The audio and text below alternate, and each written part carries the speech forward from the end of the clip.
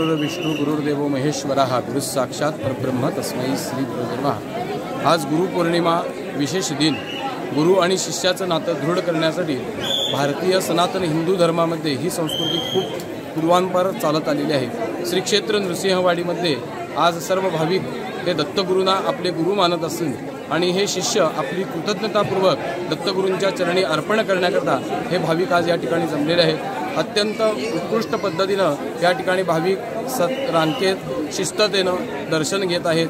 कृष्णा माईने आपलं पांघरून दत्तगुरूंच्या पादुकांना घातलं असल्यामुळे विशेष मुख्य मंदिरामध्ये पाणी असल्याने श्री नारायण स्वामी मंदिरामध्ये श्रींची उत्सव मूर्ती ठेवलेली आहे। पहाटेपासूनच काकड आरती, त्यानंतर पहाटेची सकाळची षोडशोपचार पूजा या ठिकाणी पार पडलेली आहे। आता भाविक आपल्या दत्तगुरूंच्या चरणी आपली गुरुशी शिष्याची जे काही कृतज्ञता आहे ती अर्पण करण्याकरता, सेवा अर्पण करण्याकरता अभिषेकाची सेवा सुरू आहे।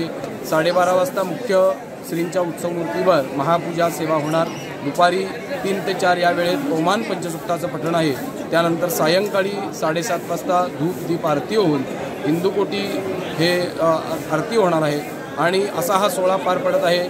दत्तदेव संस्थानने अत्यंत उत्कृष्ट पद्धतीने भक्तांच्या सोयीसाठी उत्कृष्ट सोयी केलेल्या आहेत।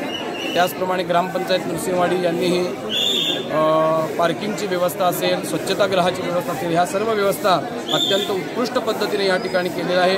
हा सोहळा अत्यंत उत्कृष्ट पद्धतीने पार पडत आहे। सर्व भक्तगणांनी गुरुच्या चरणी आपली सेवा अर्पण करावी ही सर्वांना विनंती आणि नृसिंहवाडीमध्ये सर्व भक्तगणांचं सहर्ष स्वागत। अवधूत चिंतन श्री गुरुदेव दत्त।